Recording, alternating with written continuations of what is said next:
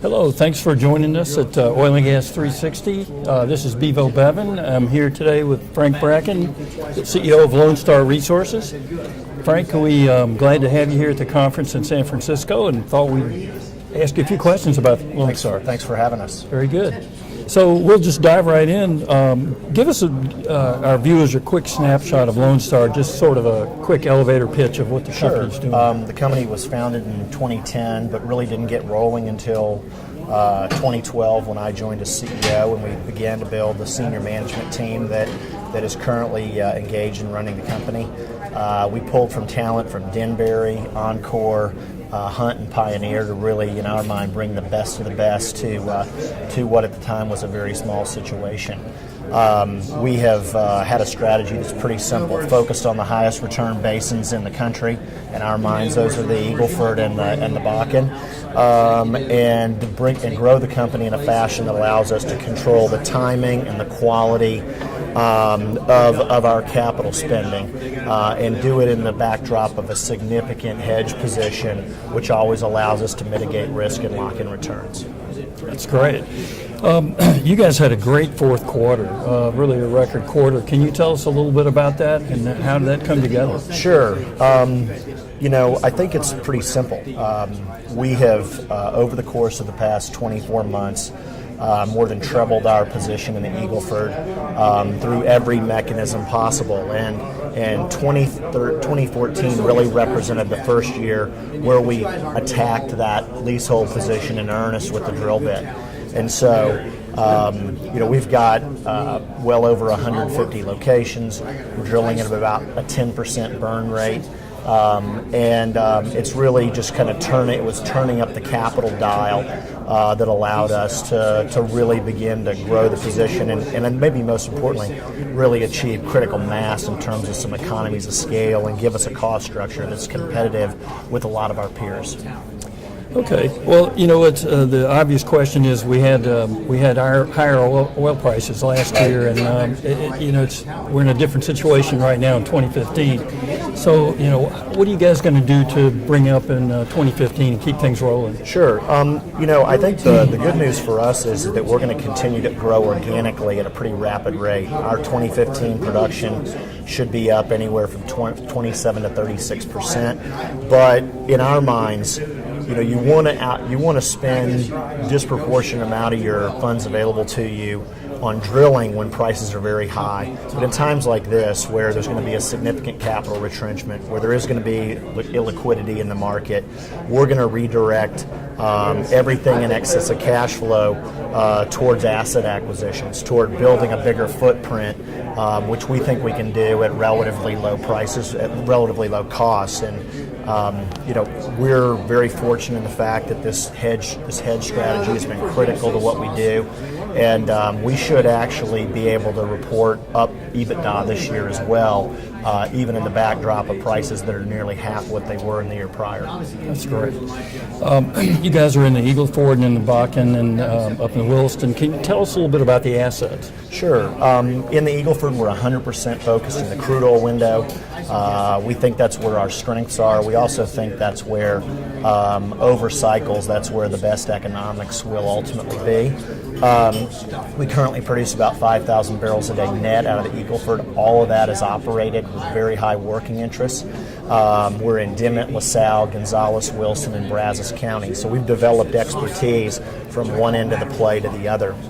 And that position, we're already seeing really nice tuck-in opportunities that we're executing as we speak.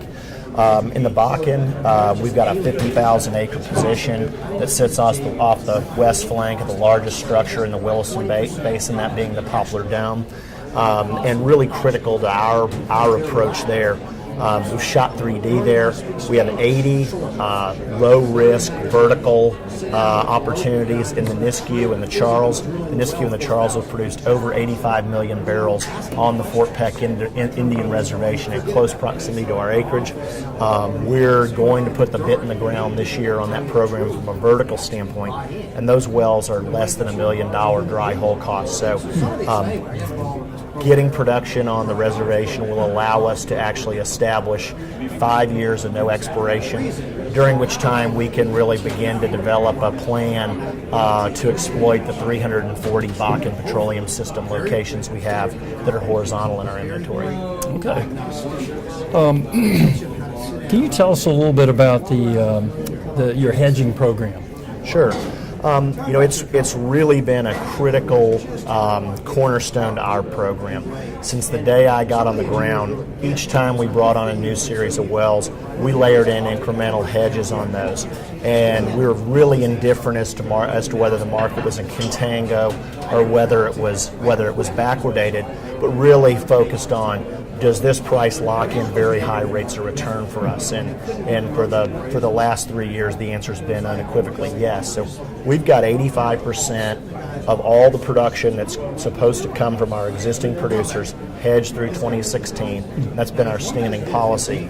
But in aggregate, we've got more than half of our oil hedged at 88 this year, and over 40% of our forecasted total volumes hedged in 2016 at $80. So the hatch is battened down for a significant duration of low oil prices. Right. It sounds like you're prepared for whatever's going to happen. You can keep going. That's the idea. The idea. Yeah. Well, one last question, Frank. If you looked out for a long-term view out in the future somewhere, what do you think the picture of North American oil and gas looks like in about 5 years? My own view is probably in a minority, but I actually think that it's been the lack of demand growth worldwide that's really precipitated the circumstance that we're in. I think that had you look at the U.S. and the European economies, there's been negligible amounts of demand growth for motor fuels in the last 5 years. As those economies have been in stagnation from an industrial standpoint. In my view, had those economies' demand grown during that 5-year period as it had the prior 10, all the oil we could have been producing out of all these unconventional plays would have been absorbed in a firm market. I don't see the circumstances that are going to change that. So a sluggish demand picture is going to be something that's going to mean that there's going to have to be some sort of control of the supply if prices are going to rebound quickly. The other thing I think that's going to take some time to work off is the capital hangover. There's been an absolute abundance of very, very cheap debt capital available to this market, and the next 12 to 24 months are going to be spent sleeping that hangover off and working through those sins. And until that process is gone, and even after that process, capital is going to be more expensive than it's been. And so that's going to be, to some extent, one of the governors to how much volume gets produced. But I guess our view is that we're pretty awash in gas for a pretty significant period of time. And on the oil side, we're preparing for 18 months of this. It feels to me like, with the things that I've given you, 75 feels like a pretty good price for me when this wears off. Something really positive is going to have to happen economically in the world, or something really negative socio-politically is going to have to happen in the world for prices to be higher than that during that time. Well, that's great. Well, I really appreciate you spending time with us today. Thanks for the opportunity. It's a pleasure having you here. Sure. We'll do this again. All righty. Thank you very much. That was Frank Bracken, Lonestar Resources.